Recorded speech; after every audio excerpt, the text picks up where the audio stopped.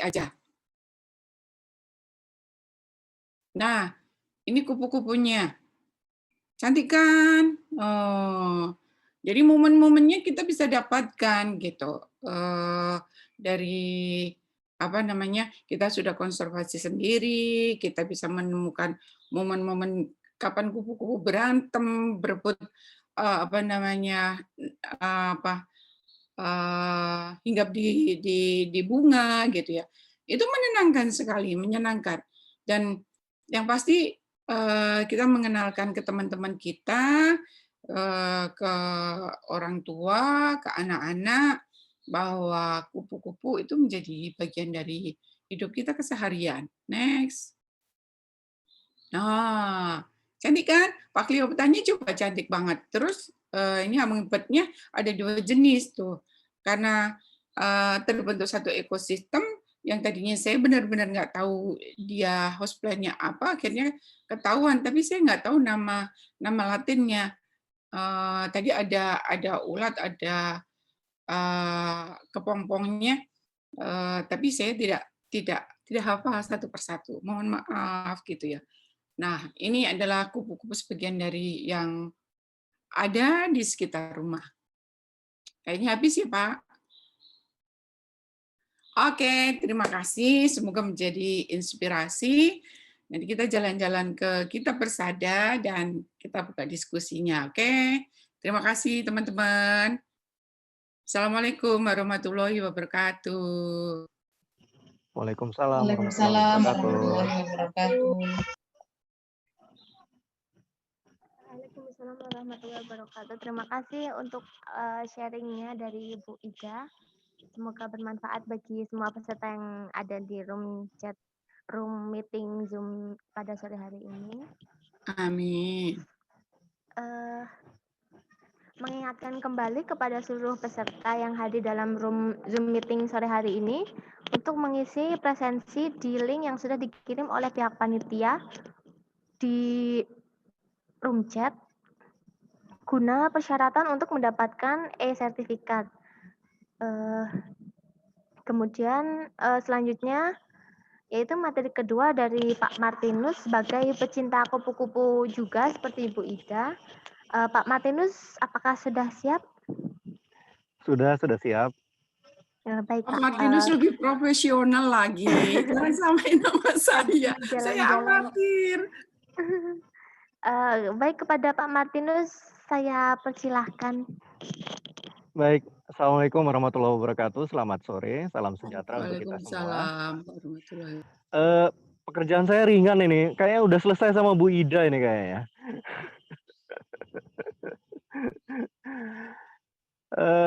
Perkenalkan, saya adalah pengelola Taman Kupu-Kupu Gita Persada. Taman kupu-kupu ini adalah sebuah taman kupu-kupu yang dibuat ya, jadi man-made. Yang kita lakukan di taman ini adalah sebuah rekayasa habitat, di mana habitat itu diubah sesuai untuk kepentingan kupu-kupu. Jadi itu yang kita lakukan di taman ini. Saya ganti kamera saya, ya, biar kita bisa lihat sekeliling. Ini pohon tabu kita tanam sejak 20 tahun yang lalu, dirambati dengan banyak sekali tanaman rambat. Ya, ini adalah hutan di Taman Kupu-Kupu Gita Persada. Dan ini adalah penangkaran dari Sitlas Penangkaran. Jadi saya ada di atas ini sebenarnya. Nah, nanti kita jalan-jalan lebih jauh, mungkin presentasinya bisa dimulai. Monggo Pak Ato.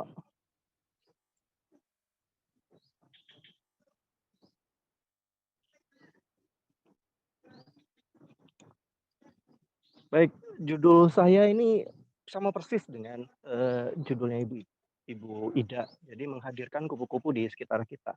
Nah, pada dasarnya Taman Kupu-Kupu melakukan hal yang sama.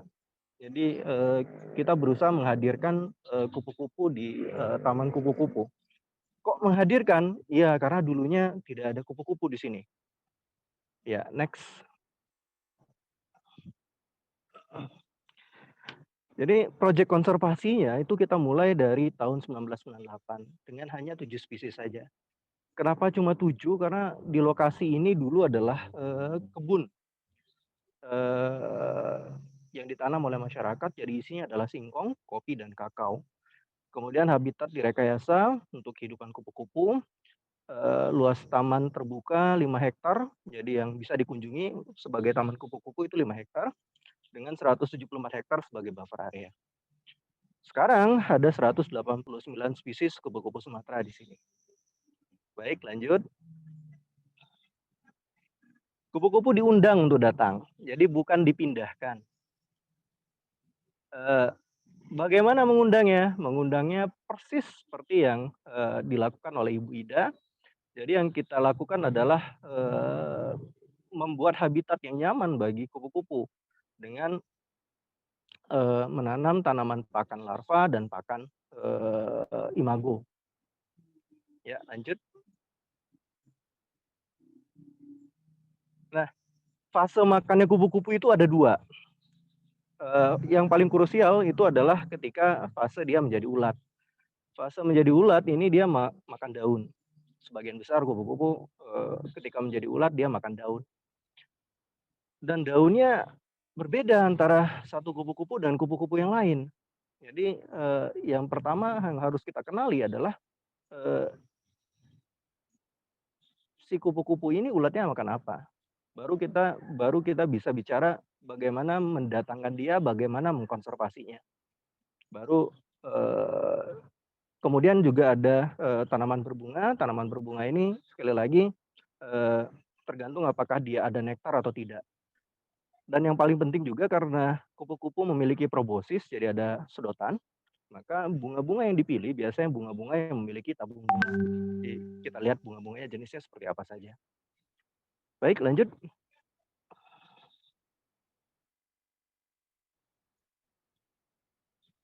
Next.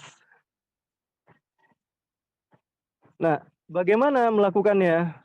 Melakukannya kira-kira seperti ini. Ini yang kita lakukan di Taman Kupu-Kupu Gita Persada. Jadi kita membangun sebuah wildlife corridor atau green corridor atau jalur satwa. Ini adalah cara efektif untuk mengundang kupu-kupu ke rumah kita. Jadi pasti ada suatu lokasi di mana kupu-kupu itu masih ada. Tinggal seberapa jauh dia. Di tempat yang baru, kita persiapkan habitat yang nyaman bagi kupu-kupunya. Selagi mempersiapkan itu, kita juga membuatkan jalannya. Nah, jalannya ini tentu berbeda dengan jalan manusia. Jalannya adalah dengan menanami tanaman pakan, sehingga si kupu-kupu itu bisa hopping dari tempat yang tadinya ada kupu-kupu ke tempat yang baru yang belum ada kupu-kupunya. Nah, cara ini adalah cara yang efektif untuk membuat habitat kupu-kupu itu menjadi semakin lebar. Ya, lanjut. Nah, ini kira-kira apa yang terjadi ketika kupu-kupu itu datang. Nah, pada dasarnya habitat satwa liar sekarang itu bentuknya seperti pulau-pulau dan dia tidak terkoneksi antara satu dengan yang lain. Dan ketika kita memperbaiki suatu habitat, maka kita akan membuat sebuah pulau baru. Tapi bagaimana cara mengisinya? Cara mengisinya adalah dengan membuat jalur hijau tadi. Ya, lanjut. Bisa diterapkan di rumah sendiri? Oh tentu, terbukti di lingkungan rumah Bu Ida, di Hotel Borobudur di Jakarta. Kita juga punya proyek konservasi di Gadok Bogor, itu mengundang kupu-kupu dari Gunung Gede, dan itu datang kupu-kupunya. Nah, untuk keefektivitasannya, itu bisa dilakukan dengan berkelompok, dengan tetangga. Karena persis seperti pengalaman Ibu Ida, kalau kita hanya menanam 1 atau 2 batang saja, maka ketika dia diserang oleh ulat, habis dia. Maka kita harus menanam dalam jumlah yang lebih besar. Di Taman Kupu-Kupu Gita Persada sendiri kita menanam itu ordernya biasanya ratusan sampai ribuan tanaman untuk satu jenis tanaman saja. Dan di lokasi ini ada lebih dari 100 jenis tanaman yang kita tanam. Dan ini juga yang menarik nih. Ini adalah cara kita untuk bersedekah ke alam kalau saya bilang. Kalau bersedekah ke manusia tentu gampang.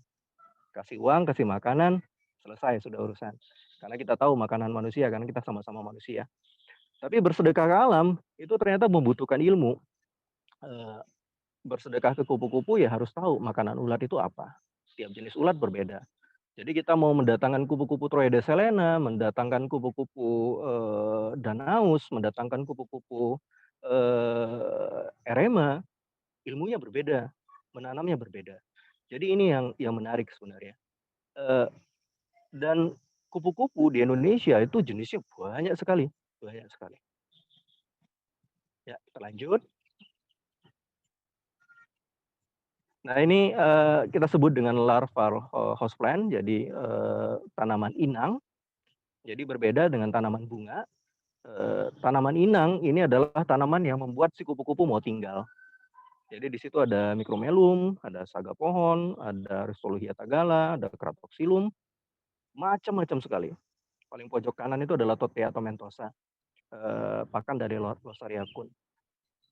Nah, seringkali tanaman-tanaman ini tidak mempunyai aspek ekonomis untuk manusia. Jadi sering sekali tanaman ini ketika dibuka lahan baru, maka biasanya ditebang, dihabiskan. Nah, kehilangan habitat inilah yang biasanya membuat si kupu-kupu punah. Jadi tidak seperti zaman dulu yang banyak kupu-kupu, sekarang tidak ada kupu-kupunya. Jadi ya kalau mau menolong kupu-kupu ya maka kita harus mulai menanam. Ya, lanjut. Ini tanaman nektarnya, tanaman bunganya. Jadi banyak sekali di sini, ada air mata pengantin, ada lantana camara, ada zinnia, ada macam-macam sekali. Sekali lagi, selagi dia mempunyai nektar dan kelopak bunganya tidak terlalu besar, artinya dia tidak bersaing dengan lebah. Lebah cenderung lebih suka dengan bunga-bunga yang memiliki kelopak bunga yang lebih besar. Jadi si kupu-kupunya akan mampir, tapi kalau ingin si kupu-kupunya tinggal, maka harus disediakan houseplant, tanaman inang. Lanjut. Ini slide terakhir ini. Ini adalah proses peningkatan spesies. Di 2019 kita menemukan spesies baru, di 2020 kemarin baru ketemu lagi spesies baru lagi, Semangas purba. Jadi dari 7 spesies di tahun 98 naik dan dia mulai melandai di situ. Di Sumatera cukup banyak, mungkin sekitar 1.500 spesies. Jadi memang tinggi sekali keragamannya. Baik, ini slide saya terakhir. Saya akan memperlihatkan, mungkin share screen-nya dimatikan saja, Pak. Saya akan memperlihatkan penangkaran.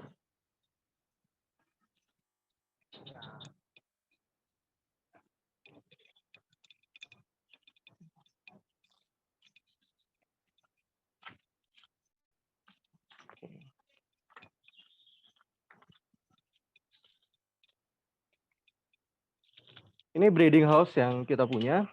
Ini baru hujan tadi.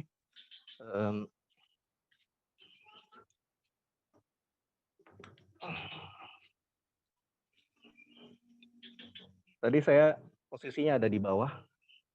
Kupu-kupu sudah mulai tidur. Ya, ada yang terganggu. Mulai terbang lagi. Kupu-kupu dipelihara di dalam breeding house ini ya cuma 3-4 hari sebelum kemudian dia dilepaskan lagi ke alam. Karena memang tempatnya kupu-kupu di alam. Dan breeding house ini adalah cuma sebagai display saja pada dasarnya. Jadi bukan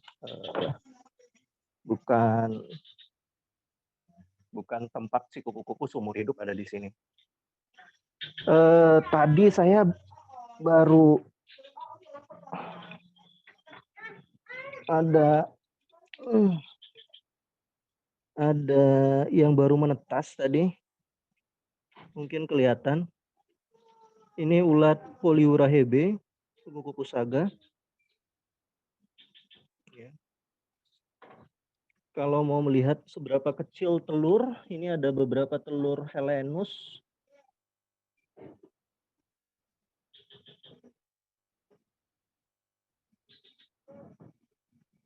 Ini telur-telurnya.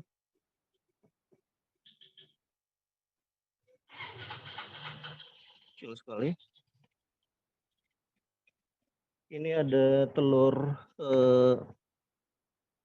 Pahliopta risolohiae.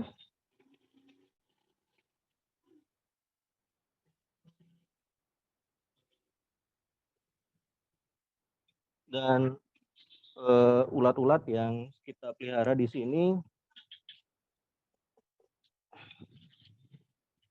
seperti ini, ada ulat troides. Kemudian ini lagi mulai musim lagi, ini adalah ulat setosia, kupu-kupu batik. Kupu batik. Ya. Sekali lagi mereka di sini dipelihara agar terbebas dari predator, karena predatornya banyak sekali. Kenapa predatornya banyak sekali? Karena memang kupu-kupu ini adalah penyedia makanan di alam. Dia kan herbivore, maka dia menyediakan makanan bagi pemangsanya kupu-kupu. Dan pemangsanya kupu-kupu ya banyak sekali. Ada semut, belalang sembah, laba-laba, capung, kadal-kadalan, burung, banyak sekali.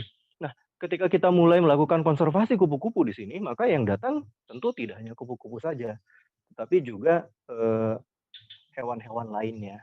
Sehingga seperti habitat itu terenergize, tiba-tiba ya semua datang ke sini. Nah, kalau mau mulai mengkonservasi, ayo mulai bergabung di Jambore Kupu-Kupu yang ketiga ini. Juga kita akan melakukan penanaman pakan. Bibit akan disediakan, tinggal mengkontak saja, nanti bisa menghubungi Taman Kupu-Kupu Gita Persada atau teman-teman di Jambore Kupu-Kupu nanti ya. Ya kalau ada kemauan pasti ada jalan. Baik, sekian dari saya, terima kasih. Kalau ada pertanyaan saya persilakan.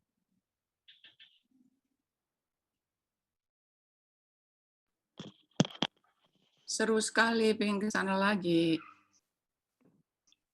Ayo Bu. Sana lagi Bu Ida. Baik, Siap, terima nanti kasih kita kepada Pak rame-rame ke Martinus sana. ya untuk sharingnya. Ya Bu. Besok kita jadwalkan Jambore ke mana, ke tempat Pak Martinus. Udah saya, tempat lain aja. Oh. Ya nggak apa-apa lagi Pak, masa kapok. Kita nggak kapok ya, kita mau ke sana lagi. Iya betul Bu, kita nggak kapok, Pak Martinus yang kapok. Ini pada tidur kupu-kupunya ini, Setosia ipsea. Pak, kita rame-rame lagi ke Kelihatan sana. nggak? Gelap ya, Hilang Pak. backlight. Cari yang bawah aja deh. Kelihatan. Tapi kalau pada tidur kayak gini, biasanya pada nempel di jaring. Ini di atas juga banyak. Backlight. Ini Idiopsis juventa. Backlight.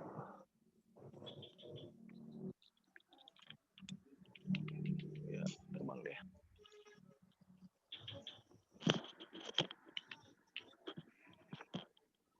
Ya.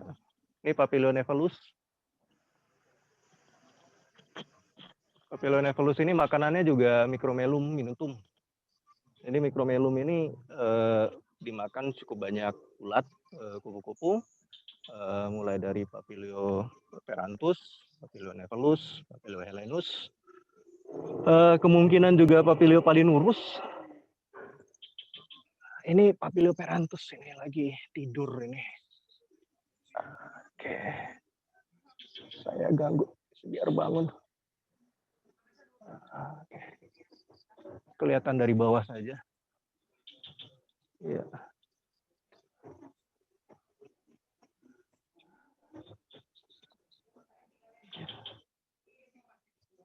Ya. Kalau dari bawah kelihatannya cuma hitam saja. Baik, itu sekian dari saya. Terima kasih banyak. Saya kembalikan ke moderator. Pak Martinus, terima kasih atas sharing-sharingnya langsung dari TKGP ya. Kemudian mengingatkan kembali kepada seluruh peserta yang hadir dalam Zoom meeting untuk mengisi link presensi yang udah dikirim panitia di room chat ya. Nanti link materi dan juga e-sertifikat akan dikirim melalui email setiap peserta yang mengisi presensi. Link presensinya ada di room chat. Kemudian tadi udah bilang udah. Selanjutnya kita memasuki sesi tanya jawab yang akan kita adakan 2 sesi. Satu sesi berdurasi 15 menit. Untuk diskusi sesi pertama kepada peserta yang ingin bertanya bisa raise hand kemudian menyalakan mikrofonnya untuk bertanya langsung. Atau di sini sudah ada beberapa pertanyaan di room chat. Termasuk yang buat saya langsung ada 1 juga, Real? Ada, Bu. Ada. Nanti saya jawab aja, enggak apa-apa. Oh ya, dipersilakan untuk yang mau bertanya langsung atau yang sudah tuliskan di room chat nanti silahkan bertanya langsung saja. Ya, seperti itu, terima kasih.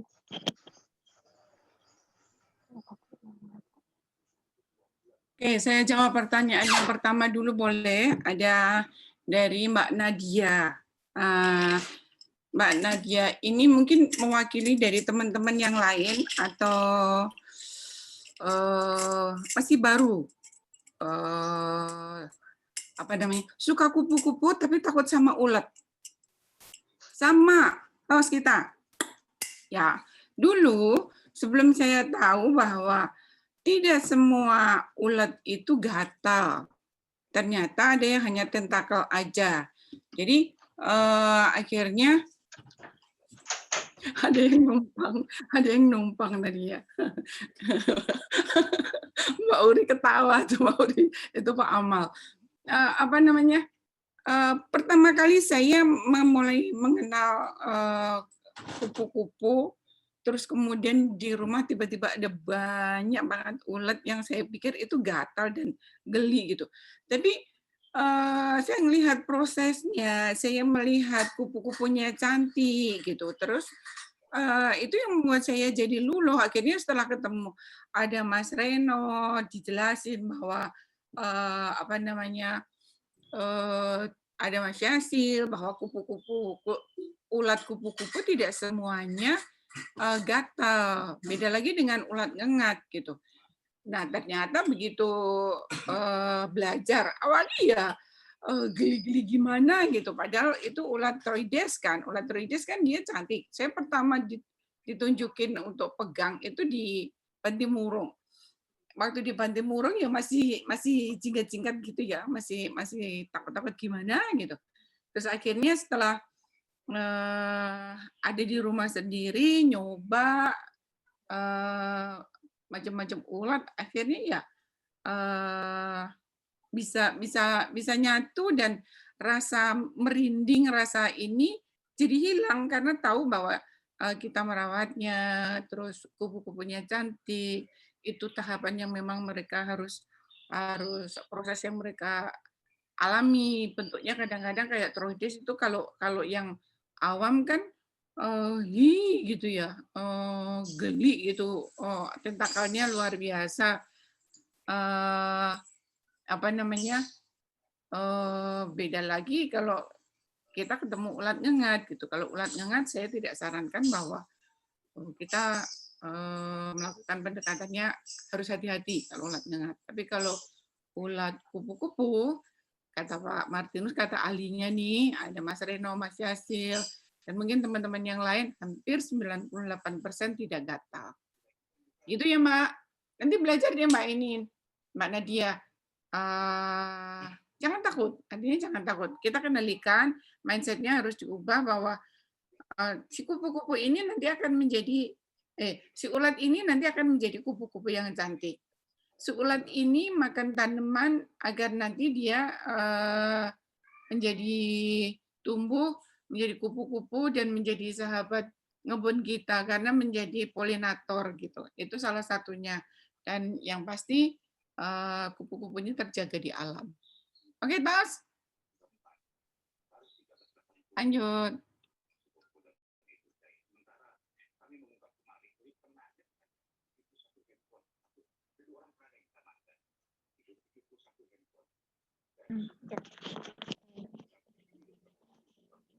Selanjutnya, Oke.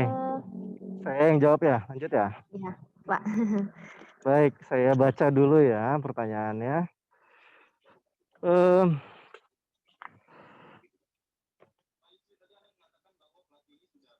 ini ada pertanyaan dari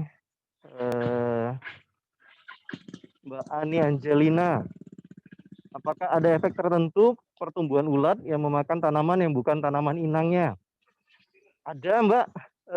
Kalau dia bukan makan tanaman inangnya, biasanya tidak lulus hidup dia, mati.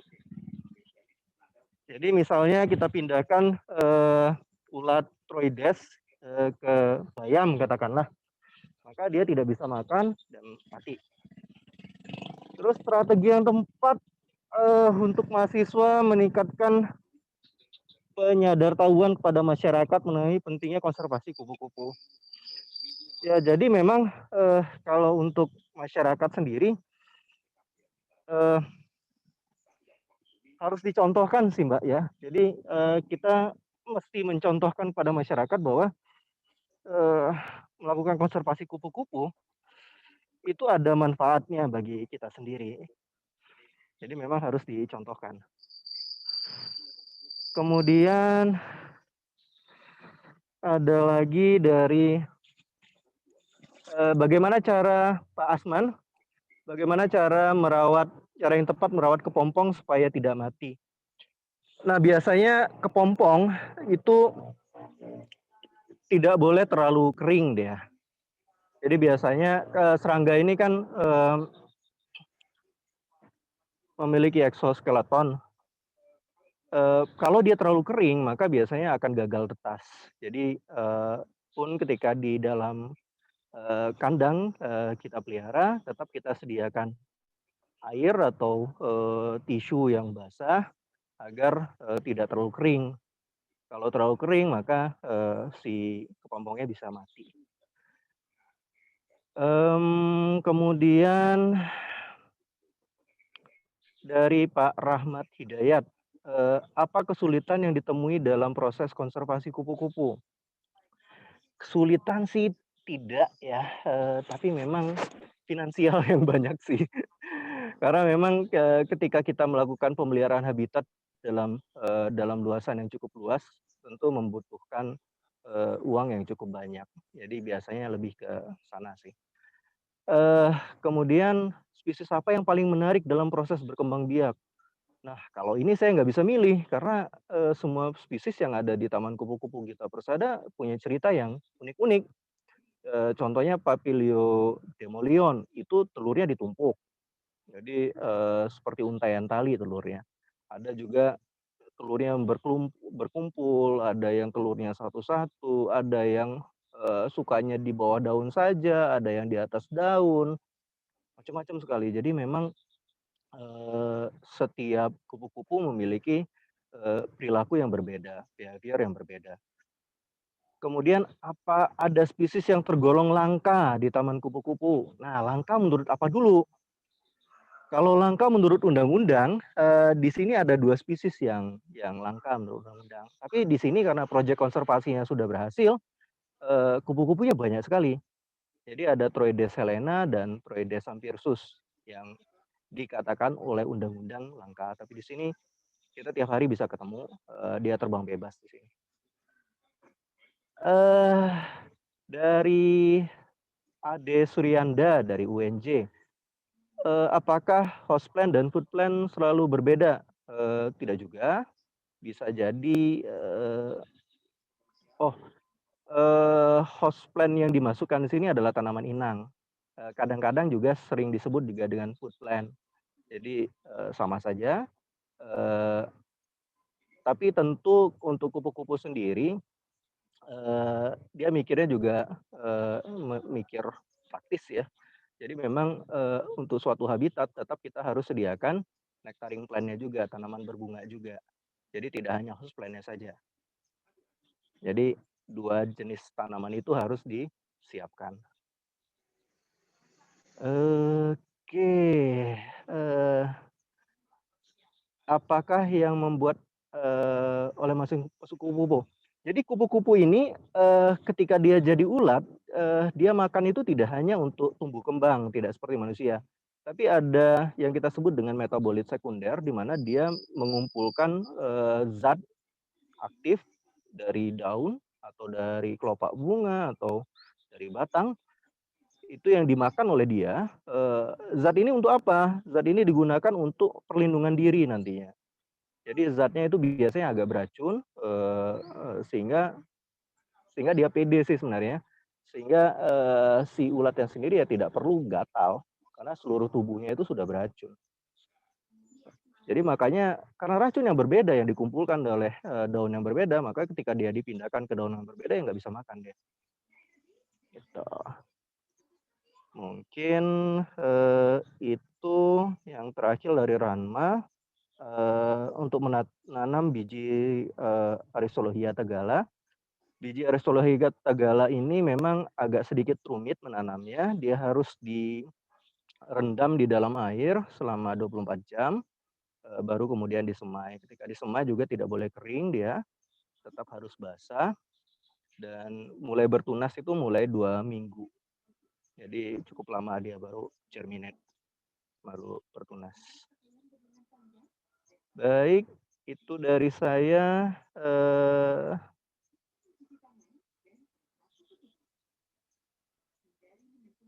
Ada yang lain? Silakan.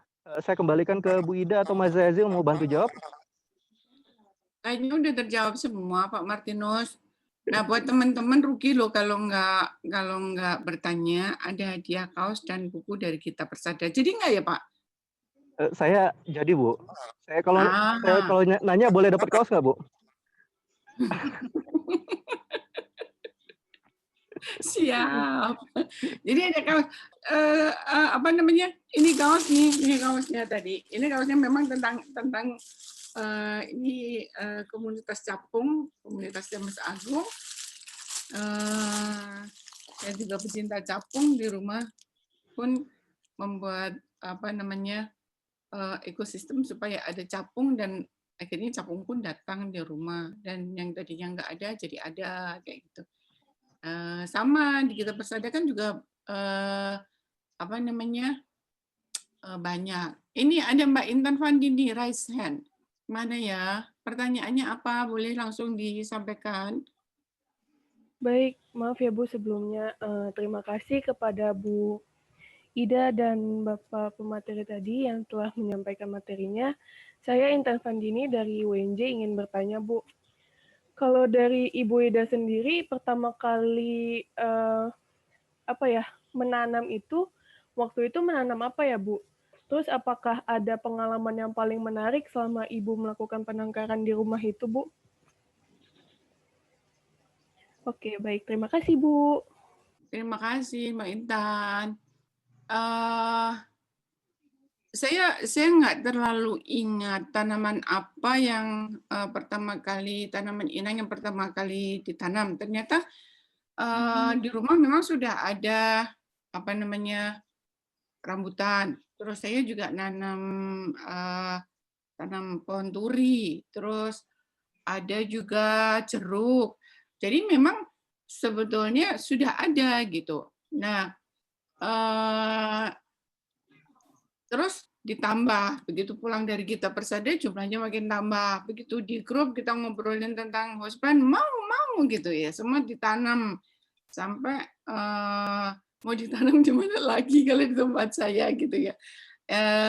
Tapi tetap aja pengen menanam, siapa tahu nanti kupu-kupunya datang dengan sendirinya, sama kayak Pakliopta Aristolochia ini datang dengan sendirinya, dan lapor ke Pak Martinus dulu kalau ini saya ambil, saya rearing.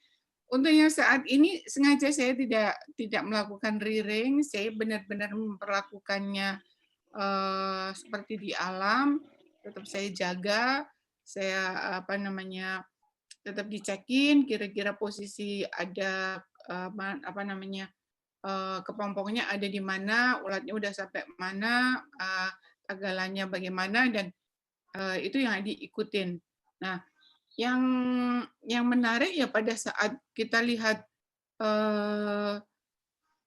si kepompong begitu sudah mulai menetas, itu luar biasa, momen yang luar biasa banget. Terus begitu kita tunggu lepas, kan itu sampai bersih banget cairannya turun, begitu sudah itu rasanya kayak ngelepas anak. Oh, udah silakan ya kembali ke alam gitu. Nah, itu satu pengalaman yang luar biasa. Jadi nanti momen-momen itu akan kita alami. Yang penting itu tadi membuat satu ekosistem sama yang saya mengacu pada kegiatan di Kita Persada, bagaimana menanam host plant, menanam tanaman penghasil nektar gitu ya. Nah, kalau saya padukan dengan sayuran gitu, sayuran plus buah itu penting banget karena buat dikonsumsi sehari-hari gitu.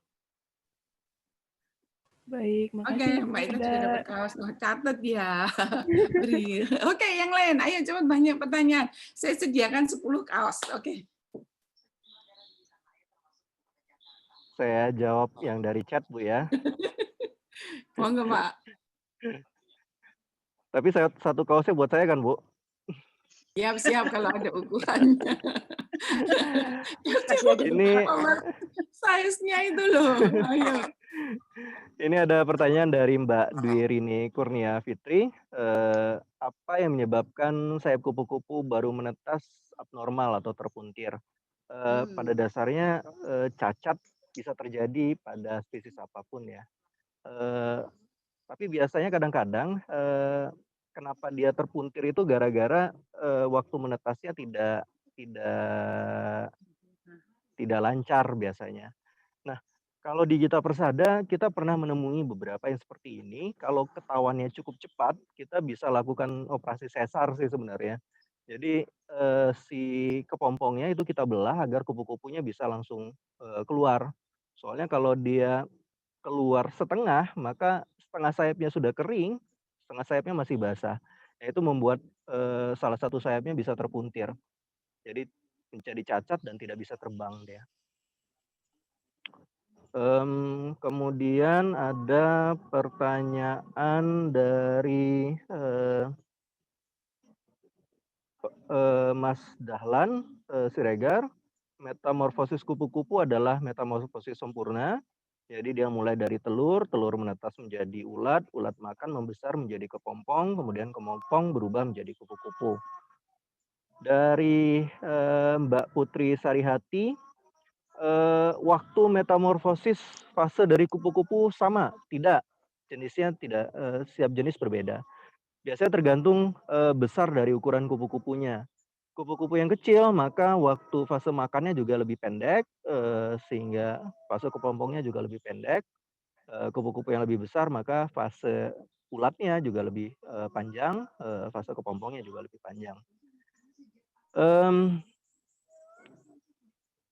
Muhammad Ilham bertanya, dalam perkembangbiakan kupu-kupu, apakah ada perlakuan khusus selain menyediakan tanaman houseplant, menjaga kelembaban suhu, dan sebagainya? Pada dasarnya itu yang kita lakukan, jadi houseplant harus selalu tersedia, kelembaban dan suhu yang cukup stabil, jadi cukup basah dia, dan sinar matahari. Jadi sinar matahari ada di lantai hutan harus disediakan. Karena ketika pagi, ketika dia baru mulai beraktivitas, kupu-kupu akan mandi matahari terlebih dahulu sebelum bisa terbang.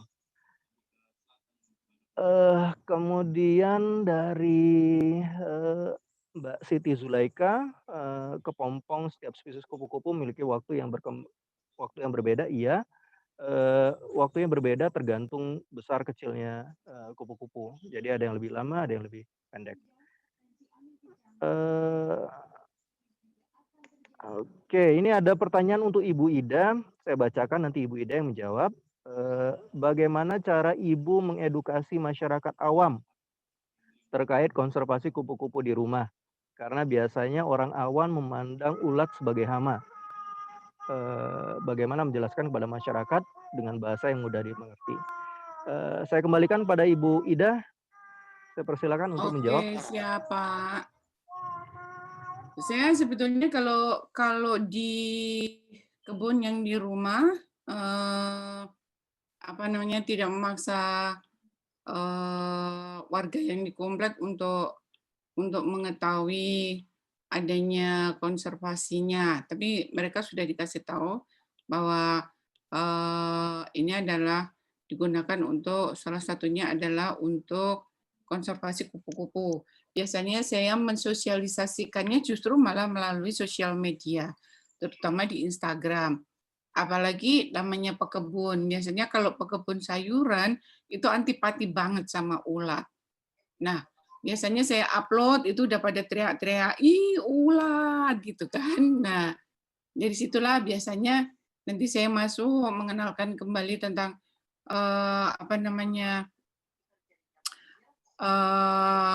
ulat itu bagian dari perkembangan dari kupu-kupu. Jadi ulat itu nanti akan menjadi kupu-kupu yang cantik, dan akhirnya kita share juga bahwa ulat yang kupu-kupu itu hampir 98% tidak tidak gatal, dan dia hanya hidup seperti yang disampaikan Pak Martinus tadi, dia hanya hidup pada host plant-nya saja gitu.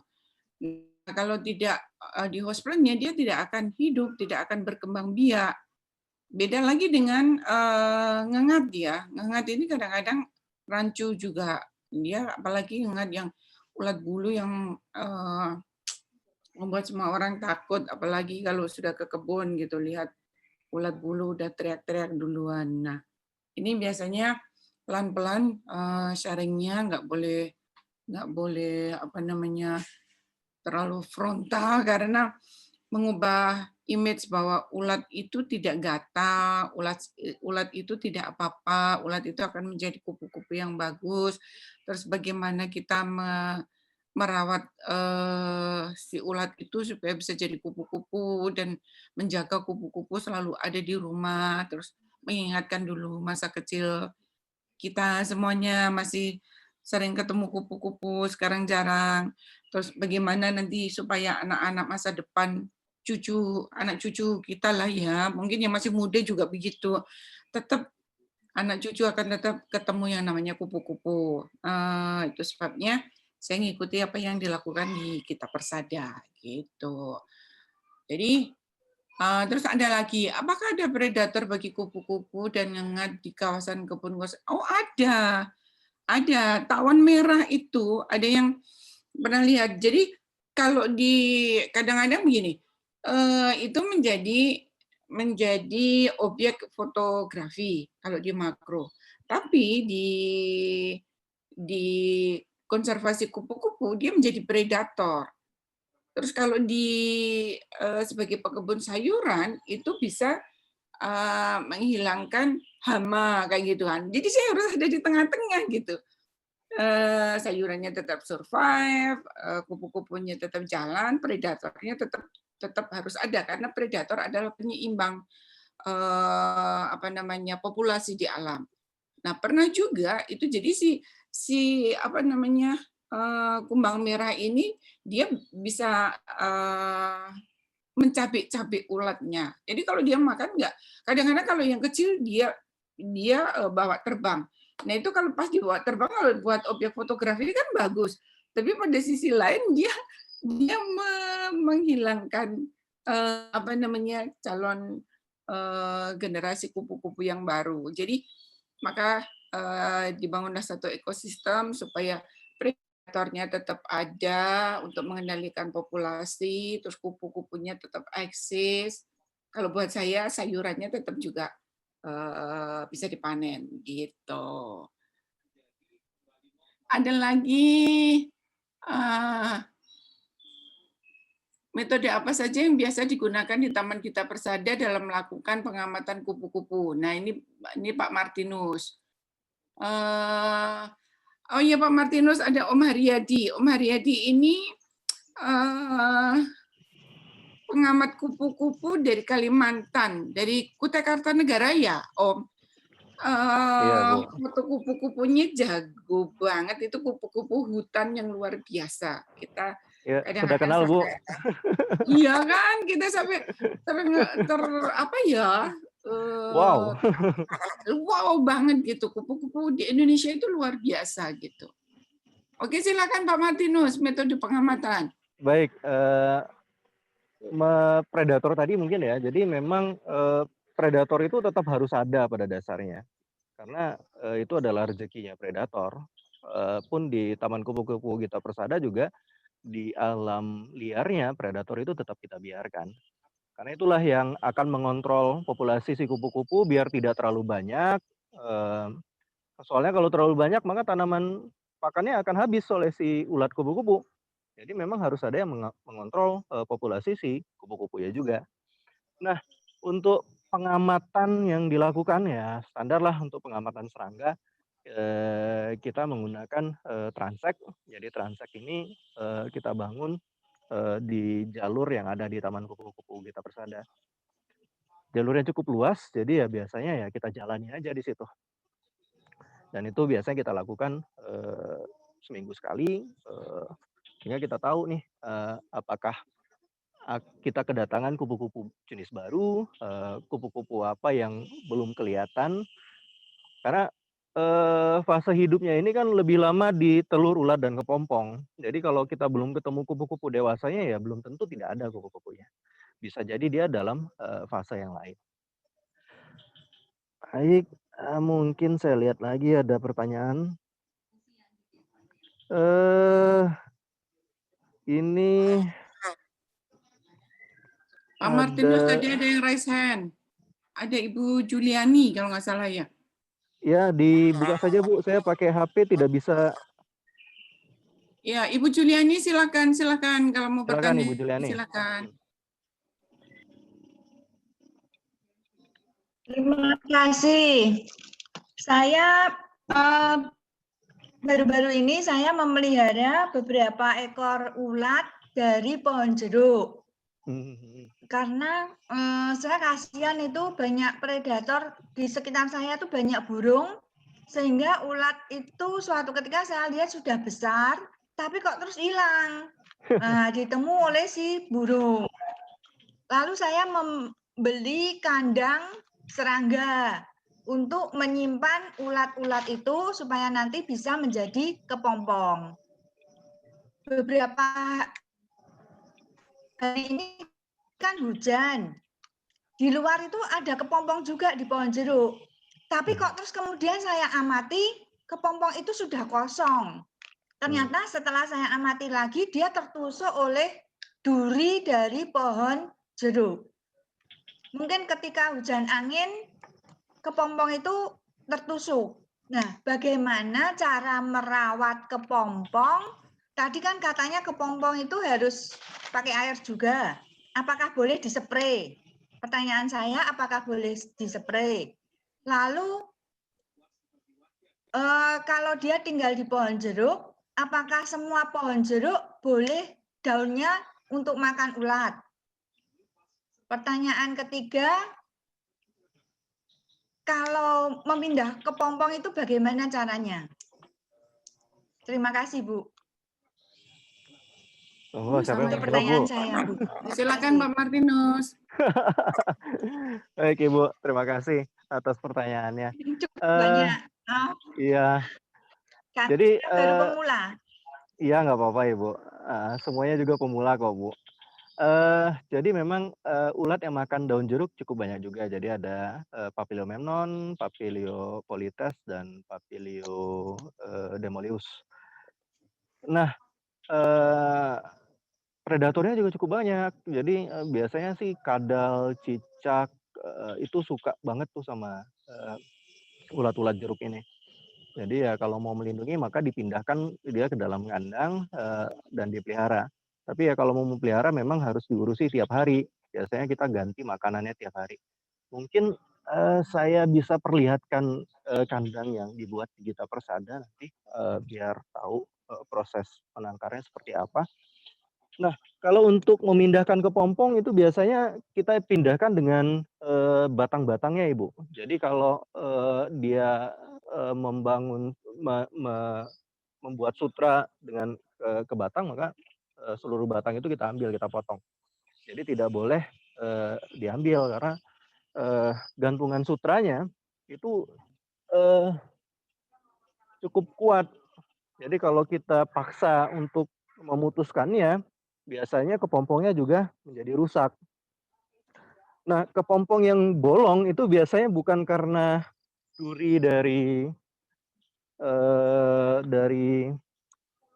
jeruk, tapi itu biasanya disuntik oleh tawon. Jadi tawon bertelur di dalam kepompong, kemudian ketika dia menetas ya keluar dari kepompong, makanya ada lubang-lubang kecil seperti itu. Jadi ini saya ganti kamera saya. Oke. Ini posisi kandang. Ini ada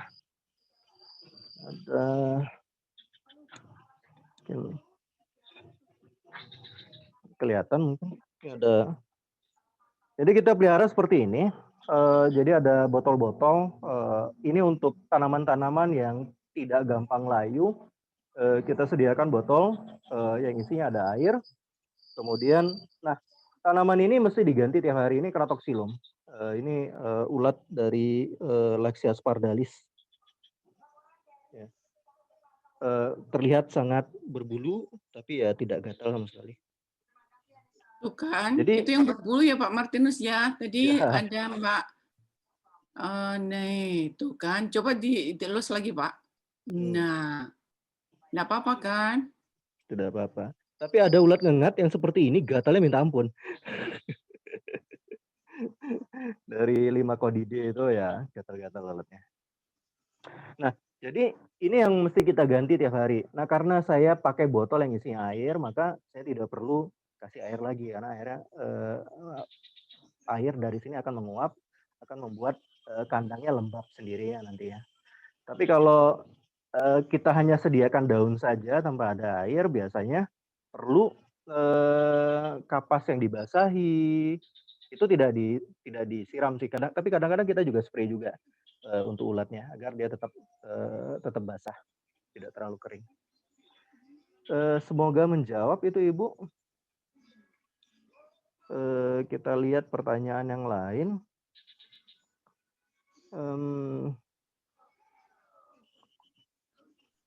Ya cuman mau ngulangin aja tadi Bu Juliani, itu bukan tertusuk duri, tapi itu karena efek dari parasitoid. Jadi si parasitoidnya sudah memasukkan telur ke dalam pupanya, sehingga si pupa ini akan menjadi makanan anaknya nantinya. Sehingga pupanya mati itu sebetulnya. Ada lubang kecil yang kesannya seperti tertusuk, dan itu bukan tertusuk, tapi karena itu parasitoid. Nanti lama-lama Ibu akan tahu. Pelan-pelan nanti Ibu belajarnya. Sama, saya juga begitu, Bu. Baik, ini ada pertanyaan dari Mas Irfan Fauzi. Saya pernah melihat proses keluarnya kupu-kupu dari kepompong, lalu kupu-kupu itu menggulung dan menjulurkan belalainya. Sebenarnya apa fungsi dari itu adalah proboscis, itu adalah mulut dari kupu-kupu. Karena kupu-kupu ini makanannya adalah cairan, maka dia menggunakan semacam sedotan tadi untuk minum nektar. Nah, ketika baru menetas, ya ini ya sama aja kayak kita baru lahir ya, pasti akan menggerak-gerakkan tangan, itu salah satu cara dia untuk merelaksasi ototnya, sehingga dia akan menjulurkan, menggulungnya berkali-kali.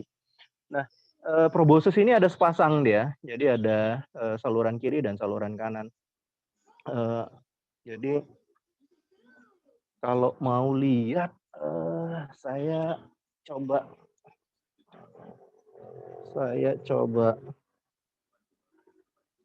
ambil satu kupu-kupu ya, sebentar ya. Semoga dia mau bekerja sama ini. Tidak mau dia. Jadi itu digunakan oleh kupu-kupunya untuk meminum nektar. Kita lihat pertanyaan yang lain.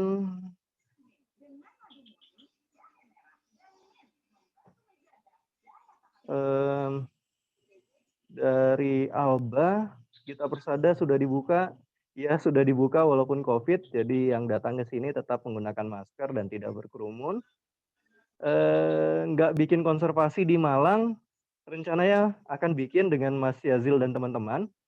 Jadi ditunggu saja. Dari Mbak Juliani, apakah semua jenis daun jeruk dimakan oleh ulat jeruk? Pada dasarnya iya, tapi yang lebih disukai itu adalah jeruk nipis dan jeruk Bali. Jadi dua daun jeruk itu. Tapi kalau tidak ada kedua jeruk itu, maka daun jeruk yang lain juga bisa dimakan oleh ulat jeruk. Ini ada dari Mas Ade Suryanda. Setelah operasi sesar, apakah terbangnya normal? Iya. Kalau dia tidak telat, maka si kupu-kupu akan merangkak keluar, kemudian akan mengembangkan sayapnya dan sayapnya menjadi normal. Kalau tidak telat. Tapi kalau telat ya maka dia akan tetap menggulung. Karena ketika sudah menggulung dan kering, maka dia tidak bisa diluruskan lagi sayapnya. Begitu. Baik, itu dari saya.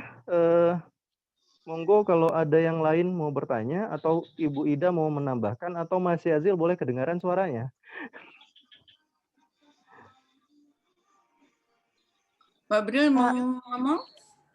Iya, Bu. Sepertinya ini mengingat waktunya sudah 17.07, rencana kita mau menutup acara pada jam 17.10. Nanti untuk pertanyaan-pertanyaan ini kan masih banyak yang belum terjawab, terus juga mungkin masih banyak yang ingin bertanya juga. Nanti kita lanjutkan diskusi tanya jawabnya, diskusi bareng-bareng di grup Sahabat Kupu saja ya. Jadi acara webinar pada sore hari ini akan kita tutup. Saya mengingatkan kembali juga kepada seluruh peserta yang hadir di room Zoom meeting ini untuk mengisi daftar hadir di link yang sudah panitia kirim di room chat ya. Guna persyaratan mendapatkan e-sertifikat dan juga materi yang ada pada sore hari ini tadi, materi dari Bu Ida dan juga Pak Martinus. Kemudian tadi ada Saya hadiah nambahin spesial. sedikit bolehkah? Iya, hadiah spesial. Sebentar. Ada pertanyaan yang terakhir. Kalau saya menemukan kupu-kupu di alam, bagaimana mengetahui tanaman inang kupu-kupu itu? Jadi kita balik. Kita nggak mencari kupu-kupunya, tetapi kita nanam inangnya dulu supaya si kupu-kupunya datang. Jadi itu prinsip kami. Jadi nanti gabung aja dengan teman-teman komunitas kupu-kupu. Kita rame-rame nanam inang kupu-kupu, mulai dari halaman rumah kita, dari yang paling sederhana, sehingga si kupu-kupu akan datang. Jadi kita nggak usah nyari kupu di alam, tapi kita nanam inangnya dulu. Oke, deal ya. Sip. Oke, silakan. Kita mau foto bareng, Kak? Ya, Bu. Sebelum acara kami tutup, kita mau foto bareng kepada seluruh peserta yang ada di room meeting ini diharapkan untuk menyalakan kameranya untuk kita adakan sesi foto. Hai. Untuk sesi foto yang memimpin siapa ya, Pak atau bukan, Mbak?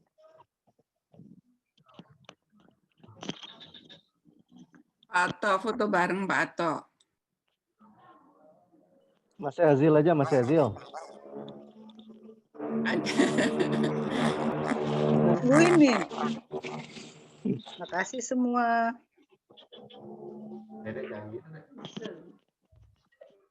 Dedek. Biasanya siapa? Mbak Bril.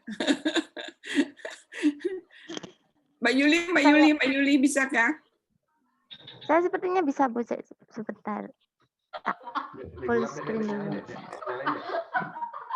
Nggak sopan.